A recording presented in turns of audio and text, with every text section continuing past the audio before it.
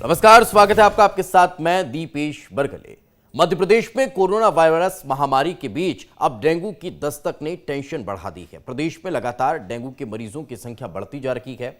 सूबे के प्रमुख शहरों भोपाल, इंदौर, जबलपुर और ग्वालियर में लगातार नए मामले सामने आ रहे हैं, जिसको देखते हुए स्वास्थ्य विभाग अब कोरोना के बाद डेंगू से लोगों को बचाने में जुटा हुआ है। बड़ी बात यह है कि प्रदेश के ज्यादातर हिस्सों में भारी बारिश और बाढ़ के कारण मच्छरों की संख्या में इजाफा हुआ है और इसी के चलते डेंगू सीजन फ्लू और चिकनगुनिया के साथ मलेरिया के मामलों में भी इजाफा होने लगा है। तो कहीं ना कहीं ये आंकड़े लगातार बढ़ रहे हैं। आंकड़ों पर अगर गौर करें तो मध्य प्रदेश में कोरोना के बीच डेंगू की दस्तक ने टेंशन बढ़ा दी है। भोपाल में सोमवार को डेंगू के 12 नए मरीज मिले हैं। इंदौर में सोमवार को डेंगू के 8 नए मरीजों की पुष्टि हुई है।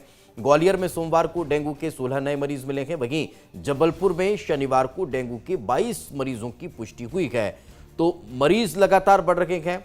हालांकि इस बीच बच्चों पर नई मुसीबत आन पड़ी है। अकेले भोपाल शहर की बात की जाए तो भोपाल में बच्चों पर वायरल फीवर का खतरा बढ़ता जा रहा है। भोपाल के हमीदिया में 116 बच्चे भर्ती हैं, तो वहीं मैक्स केयर में 30 बच्चे भर्ती किए गए हैं। मेरेकल में भर्ती मरीजों की संख्या 26 है। बॉम्बे चिल्ड्रन में 15, रोशन चिल्ड्रन में 11 और राजदीप में 10 बच्चे भर्ती किए गए हैं। कुल मिलाकर वायरल फीवर से पीड़ित बच्चों की संख्या भी 200 से ज्यादा बताई जा रही है।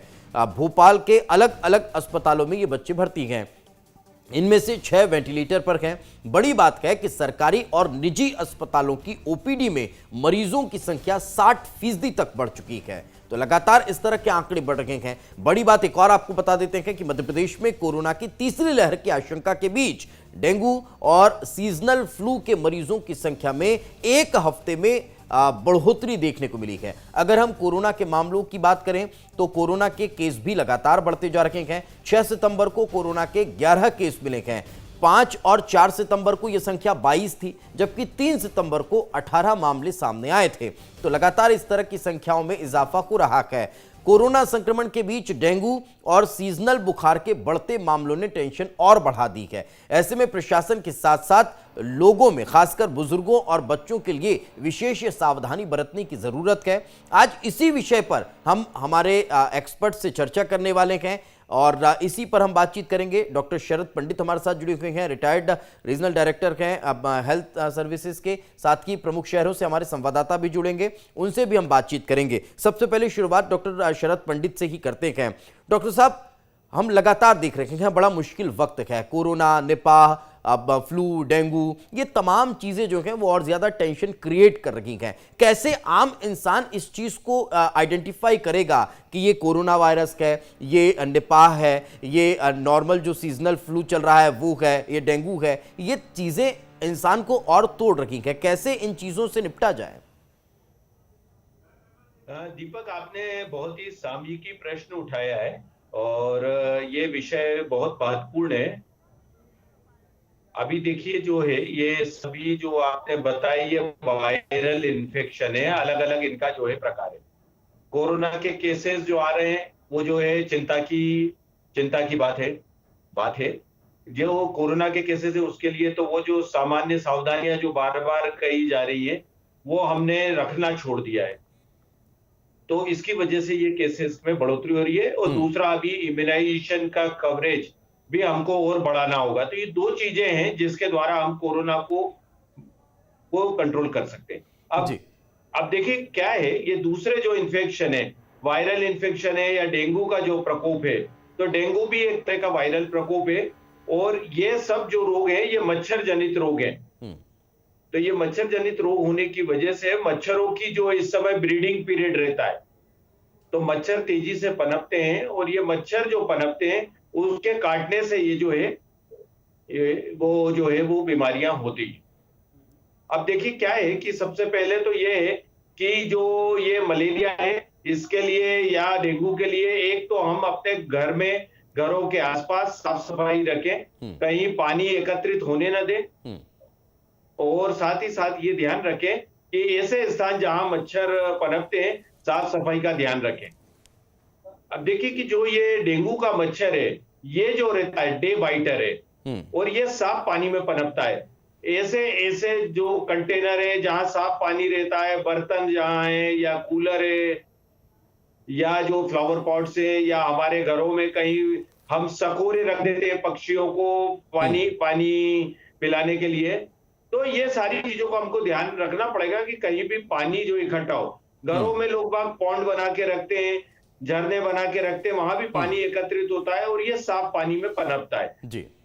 तो पानी को कहीं एकत्रित ना होने दें और साफ सफाई का ध्यान रखें ताकि मच्छर और ये जो डेंगू है इसकी जो है वो इसके प्रभाव से बचा सके। बिल्कुल, इससे बचना कहीं ना कहीं तो बेहद ये चीजें महत्वपूर्ण ध्यान है। रखना कई कई पड़ेगा। कई और महत्वपूर्ण सवाल रहेंगे सर, आपसे चर्चा हम लगातार करेंगे।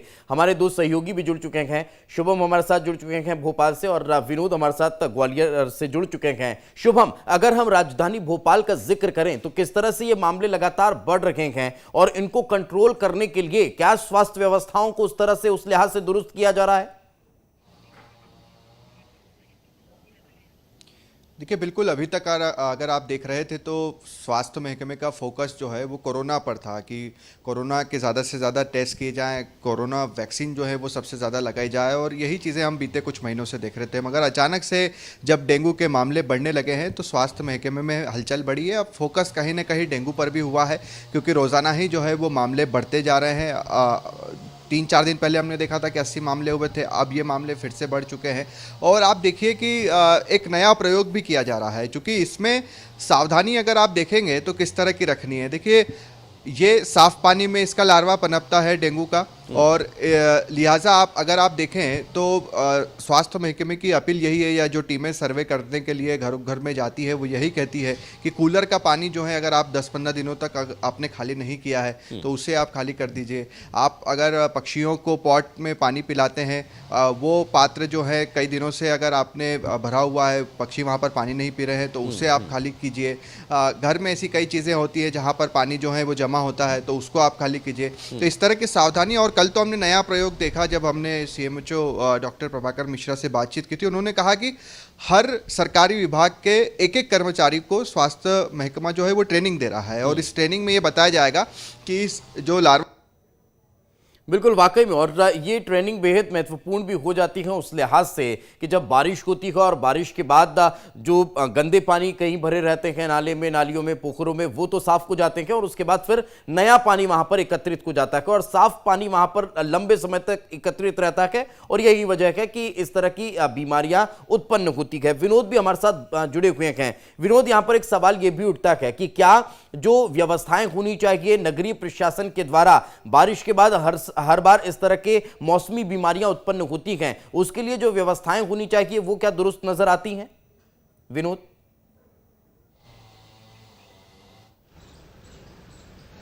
हाँ, देखिए, अगर व्यवस्थाएं हो जाती तो कल का इतिहास इस सीजन का सबसे बड़ा रहा है। ग्वालियर में जयरोग अस्पताल में ओपीडी में सबसे हाईएस्ट मरीज पहुंचे हैं। 3200 से ज्यादा पेशेंट कल ओपीडी में गए हैं और उसमें यह भी बताया गया है कि बड़ी संख्या में बच्चे भी हैं।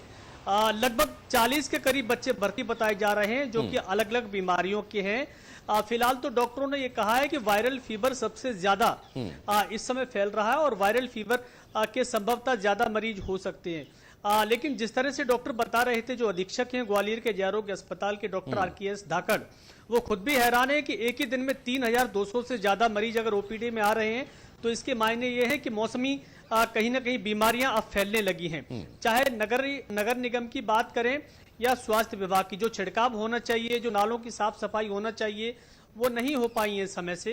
ग्वालियर की अगर बात करते हैं तो ग्वालियर की हर सड़क पर पानी भर जाता है जब बारिश होती है। ग्वालियर की छोटी छोटी नालियां चौक मिली होती हैं, सीवर की सफाई प्रॉपर नहीं हो पाती है और बेहाल लोग तब हो जाते हैं जब बारिश ज्यादा मात्रा में हो जाए और ये गंदा पानी लोगों के घरों तक पहुंच जाए, लोगों की रसोइयों तक पानी पहुंच जाता है जो निचले इलाके में रहते हैं।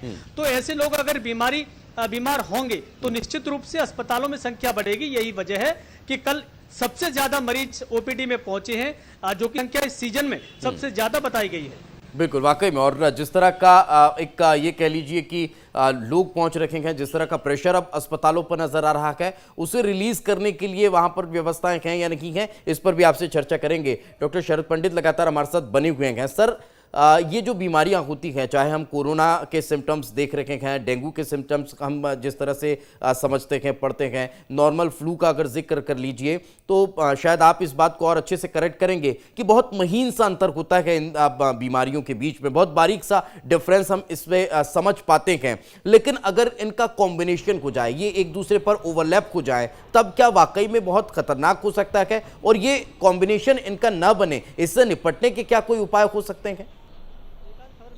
बिल्कुल आप सही कह रहे हैं।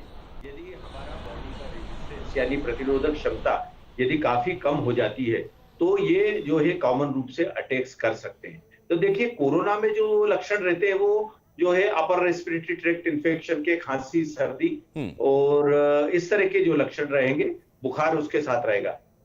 डेंगू जो है वो जो है बोन ब्रेकिंग फीवर कहा जाता है, जिसमें बहुत तेज बुखार के साथ साथ सारे शरीर में बहुत ज्यादा ऐंठन और दर्द होता है। मलेरिया में जो है वो बुखार के साथ साथ ठंड लगना, राइगर से और चिल्स जो है उसके साथ बुखार आता है। ये महीन सा लक्षण जो आप बोल रहे हो वो इस तरह का रहता है। परंतु देखिए दीपक जी, मूल मंत्र ये है कि हम अपने साफ सफाई, पर्सनल हाइजीन और घर में और घर के आसपास भी सफाई का ध्यान रखें। देखिए मैंने पहले भी बताया कि अभी ब्रीडिंग पीरियड है मच्छरों का, इस समय मच्छरों की उत्पत्ति बहुत ज्यादा होती है। तो पाए ऐसे हमको जो है वो कारण जो है जो उसके हैं उनको खत्म करना पड़ेगा। घरों के आसपास पानी भरा हुआ है, आपके घर में जो पानी के स्रोत है उनको भी लगातार खाली करते रहें। ये सारी सावधानियां जरूरी है। बच्चों के साथ ये कि उनको कपड़े भी जो शरीर पूरा ढका हुआ हो, फुल कपड़े जिनको हम कहते हैं कि पूरे आस्तीन तक जो है नीचे तक ढके हुए, नीचे भी जो पैरों तक मतलब उनका शरीर ढका हुआ हो, ये चीज का ध्यान रखना है। जो डेंगू का मच्छर है वो डे बाइटर मच्छर है, तो डे बाइटर मच्छर होने से ये जो है वो दिन के समय भी काट सकता है।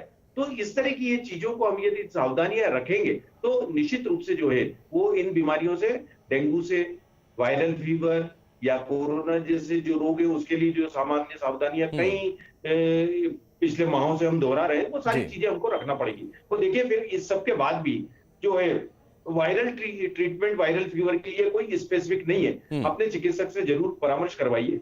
परामर्श करने के बाद जो है यदि वो कोई ब्लड टेस्ट कहते हैं वो भी कराइए, क्योंकि ब्लड टेस्ट में अलग अलग पिक्चर आता है। जैसे यदि डेंगू है और अधिक गंभीरता वाला है तो प्लेटलेट काउंट कम हो सकता है। मलेरिया में जो है हमारा हीमोग्लोबिन यानी ब्लड में जो रहती है रक्त कोशिकाएं वो कम हो जाती है। तो ये सारी चीजें अपने जो फैमिली फिजिशियन है या अपने जो चिकित्सक है उनसे संपर्क करके ये कराई जा सकती है। पर एक बात है कि हमको लोगों को अवेयर करना पड़ेगा कि ये साफ सफाई का ध्यान रखें, घरों में पानी एकत्रित न हो, घरों के आसपास पानी एकत्रित न हो। ये सावधानियां रखते हुए हम यदि आगे बढ़ेंगे तो इस बीमारी के जो प्रकोप है इसकी गंभीरता से बच। बिल्कुल, और यही वजह है कि हम भी लगातार हमारे दर्शकों से अपील कर रहे हैं कि आपके घरों के आसपास अगर इस तरह से कहीं अब जल भराव की स्थितियां हो, आपके कूलर में अगर पानी भरा हुआ हो, कहीं आपने पानी भरकर छोड़ दिया है, तो फिर उसे आप तुरंत खाली करें ताकि आप भी इस तरह की जो समस्याएं हैं उनसे बच सकते हैं। आगे बढ़ते हैं और हमारे सहयोगी मिथिलेश भी इंदौर से हमारे साथ जुड़े हुए हैं, उनसे भी जान लेते हैं। मिथिलेश, इंदौर की क्या स्थितियां हैं? इंदौर भी हालांकि स्वच्छता में तो नंबर 1 है, लेकिन उसके बाद भी क्या कहीं जलभराव की स्थितियां देखने को मिलती है? इस तरह से कहीं पोखरों में पानी भरा हुआ है, कहीं इस तरह से डेंगू के मरीजों की संख्या में इजाफा हो रहा है?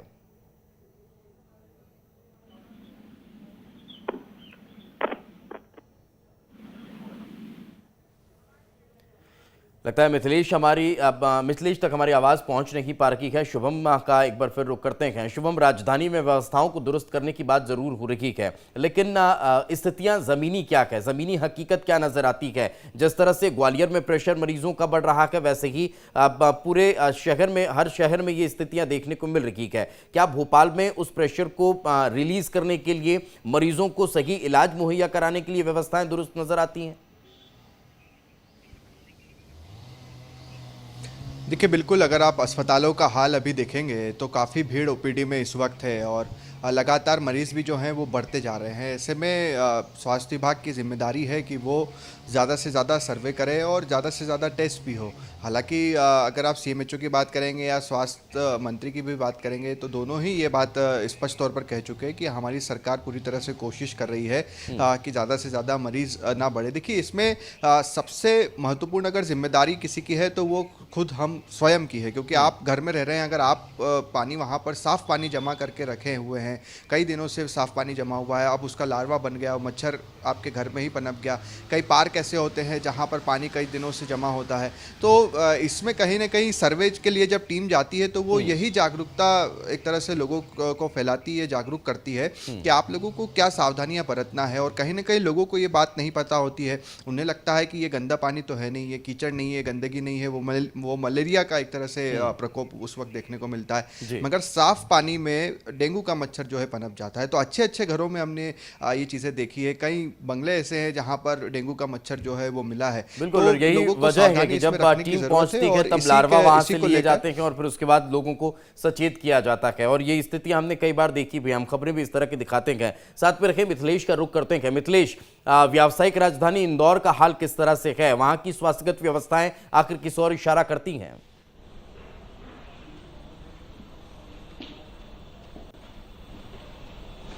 देखिए, इंदौर की बात की जाए तो इंदौर में मौसमी बीमारी से हाल बेहाल है। इंदौर का बड़ी तादाद में डेंगू और वायरल फीवर के मरीज रोजाना सामने आ रहे हैं। और इंदौर में डेंगू की बात की जाए तो इस बार एक महीने में जो डेंगू के केस सामने आए हैं वो पिछले एक साल के रिकॉर्ड से ज्यादा है। जहां पिछले एक साल में 80+ केस डेंगू के आए थे, वहां एक महीने में 80 से ज्यादा केस आ चुके हैं। इस वक्त इंदौर में 86 केस हैं डेंगू के।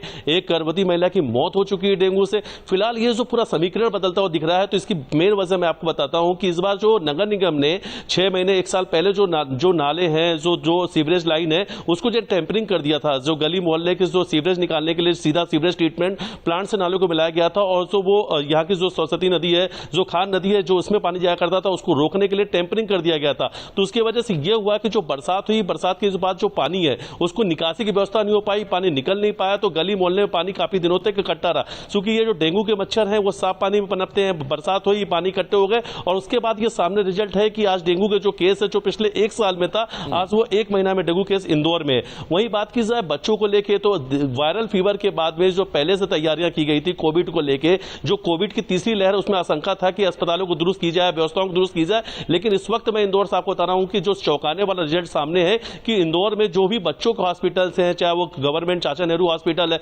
100 बेड का अस्पताल है, 100 के 100 बेड फुल है। प्राइवेट अस्पताल की बात की जाए 70 से 80% इस वक्त बच्चों के हॉस्पिटल पूरी तरीके से फुल है। तो ये माना जा सकता है कि इंदौर में इस वक्त जो मौसमी बीमारी है, वो चाहे डेंगू का है, चाहे वो ये वायरल फीवर, उससे इंदौर का हाल बहुत बेकार है। और इसको लेके अपर स्वास्थ्य विभाग जो है वो अलर्ट पे है। नगर निगम की कल कलेक्टर ने मीटिंग ली, स्वास्थ्य विभाग के अधिकारियों के साथ मीटिंग ली गई, जिसमें से पर्चे जो पंपलेट है उसको बुलवाया गया, और गली मोहल्ले में अब पंपलेट पर्चे बांटे जा रहे हैं। जिस तरीके से कोविड को लेकर अवेयरनेस लाई गई थी, वैसे ही अब डेंगू और मलेरिया को, इनकी आखिर आपको जागरूकता कैसे पहुंचे, लोग पहचान कैसे पाए कि उन्हें मलेरिया या डेंगू है, इसके लिए स्वास्थ्य विभाग अब गली गली में पर्चे और बांट रहे। सबसे ज्यादा हैरान करने वाली बात है कि इस बार जो इंदौर के ग्रामीण क्षेत्र है वहां से भी डेंगू केस बहुत ज्यादातर सामने आ रहे हैं, जिसके लिए एसडीएम की टीम बना दी गई है। एसडीएम की निगरानी में नगर निगम छिड़काव का काम कर रही है। इंदौर में डेंगू और वायरल फीवर से बहुत हाल बेकार। बिल्कुल, हाल कहीं ना कहीं बेहाल है और लोगों को जागरूक करने के लिए मुहिम तेज कर दी गई है।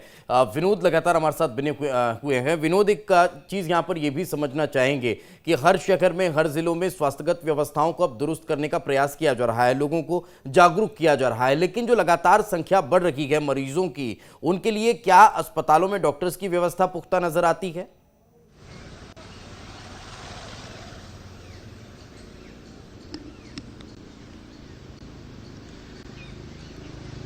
देखिए, बिल्कुल मैं बताऊं, जिस तरह से प्रशासन हो या स्वास्थ्य विभाग हो, जो लगातार ये दावा कर रहा है कि वो व्यवस्थाएं ठीक कर रहे हैं, साफ सफाई कर रहे हैं, लेकिन ओवरऑल हमें पूरे मध्य प्रदेश को अगर समझें तो इस समय ज़्यादातर सरकार और स्वास्थ्य विभाग का ध्यान कोविड को लेकर है, कोविड के टीकाकरण को लेकर है।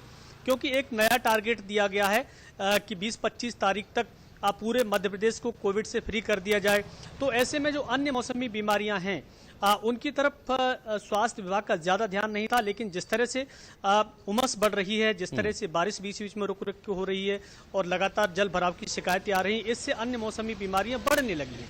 और इन बीमारियों के बढ़ने का दबाव सीधा सीधा अस्पतालों पर पड़ता है, चाहे वो निजी अस्पताल हों या सरकारी अस्पताल हों, क्योंकि टीम वही है, स्वास्थ्य विभाग के वही गिने चुने डॉक्टर हैं, वही पूरा महकमा है। अगर आधा टीकाकरण में लग जाएगा तो आधा अस्पतालों में भी चाहिए। तो ये कहीं ना कहीं अब इस समय स्वास्थ्य को लेकर मध्य प्रदेश में स्थिति ज़्यादा गंभीर हो गई है। कोविड की टीकाकरण चल रहा है और मौसमी बीमारियां फैल रही हैं। ऐसे में बहुत कह सकते हैं कि नए तरीके से नई नीतियां बनाकर काम करने की जरूरत है। जी। अलग अलग अस्पतालों को अलग अलग तरह के निर्देश देने की जरूरत है कि कहाँ किस तरह की बीमारियां ज्यादा हैं, उस तरह के डिपार्टमेंटों में अपनी व्यवस्थाएं जी। बनाएं और मरीजों को सुविधाएं प्रदान करें। बिल्कुल, ये कहीं ना कहीं महत्वपूर्ण भी है। डॉक्टर शरद पंडित का रुख करते हैं। सर, हम कोरोना काल के समय देखते थे, जब कोरोना पीक पर था, फर्स्ट और सेकंड वेव के दौरान, तो कई लोग जिन्हें सर्दी खांसी होती थी, बुखार होता था, तो वो इस बात को इस लिहाज से टाल दिया करते थे कि नहीं नहीं, सामान्य सा है, हमें तो नॉर्मल बुखार है। अब जब नॉर्मल फ्लू भी चल रहा है, डेंगू भी चल रहा है और कोरोना भी चल रहा है, इस दौर में अगर किसी को नॉर्मल फ्लू ना होकर कोरोना है और वो ये समझ रहा है कि मुझे नॉर्मल फ्लू है, तो ये एक बड़ी चिंता का विषय हमारे लिए साबित हो सकता है। इसके लिए आप क्या कहना चाहेंगे लोगों को कि किस तरह से उन्हें सावधानी बरतनी है और किस तरह से मेडिकल ट्रीटमेंट लेना है? देखिए, इसीलिए ये कहा जा रहा है कि लोगों को अवेयर करना बहुत जरूरी है। देखिए, कोरोना की थर्ड वेव कभी भी संभावित है और इसके साथ साथ अब केसेस मिलने भी लगे हैं हमको। तो इसको रोकने के लिए जो हमारे पास जो साधन है, उनको ऑप्टिमम मतलब यूटिलाइजेशन होना चाहिए।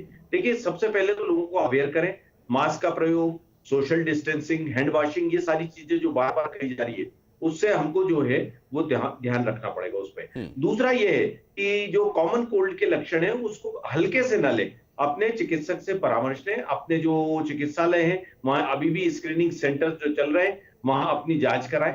जो जांच है वो आरटीपीसीआर और अन्य टेस्ट के द्वारा जो स्क्रीनिंग सेंटर्स के अस्पतालों में हो रही है, उसको जो है कराना चाहिए, जो अभी पूरी तरह से कोरोना गया नहीं है। और साथ ही साथ जो अवेयरनेस के लिए जो बताया कि डेंगू और मलेरिया जैसे बुखार, उसमें व्यक्तिगत जो है हमारी स्वच्छता, हमारे सराउंडिंग्स में जो साफ सफाई, ये सारी चीजों को हमको ध्यान रखना पड़ेगा।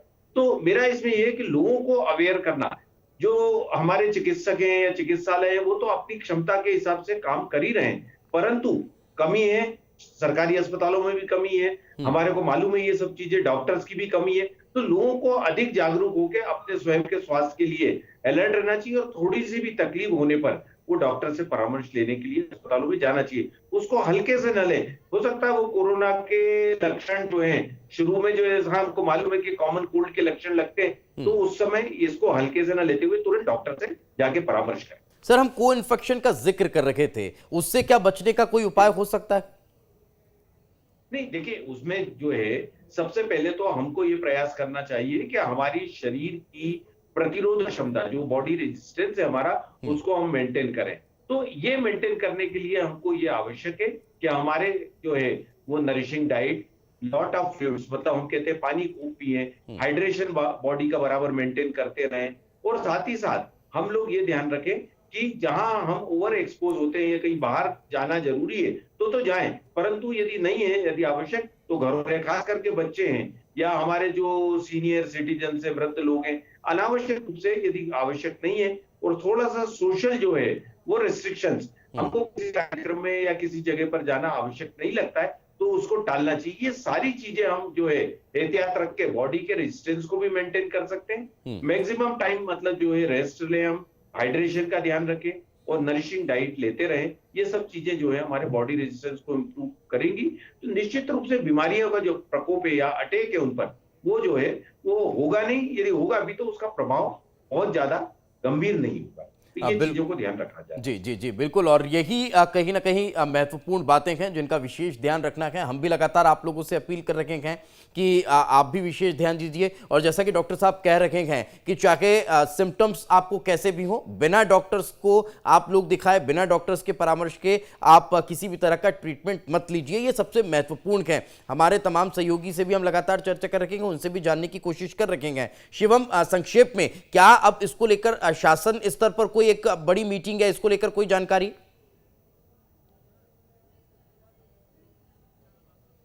हमेशा से देखते हैं कि मुख्यमंत्री हर चीज़ को काफ़ी गंभीरता से लेते हैं। भोपाल की सड़कों को लेकर हमने देखा उन्होंने मीटिंग की, उसके बाद वैक्सीनेशन को लेकर लगातार है। तो जिस तरह से मामले बढ़े हैं, पूरी उम्मीद है कि मुख्यमंत्री के संज्ञान में अब डेंगू का मामला भी सामने आ गया है, डेंगू के बढ़ते मामले भी, और इसको लेकर सरकार और भी जो सख्त से सख्त नियम अगर बनाने पड़े या कोई भी ऐसे डिसीजन लेने पड़े वो ले सकती है। बिल्कुल, चलिए बहुत बहुत शुक्रिया शुभम और विनोद और मिथिलेश, आप तीनों का बहुत बहुत शुक्रिया। डॉक्टर पंडित हमारे साथ जुड़े थे, सर आपका भी बहुत बहुत शुक्रिया। और एक बार फिर हम आप लोगों से अपील कर रखेंगे कि अपने स्वास्थ्य का बहुत ज्यादा ध्यान रखिएगा। इसी के साथ हमारे इस खास पेशकश में आज फिलहाल इतना ही, दीजिए इजाजत, नमस्कार।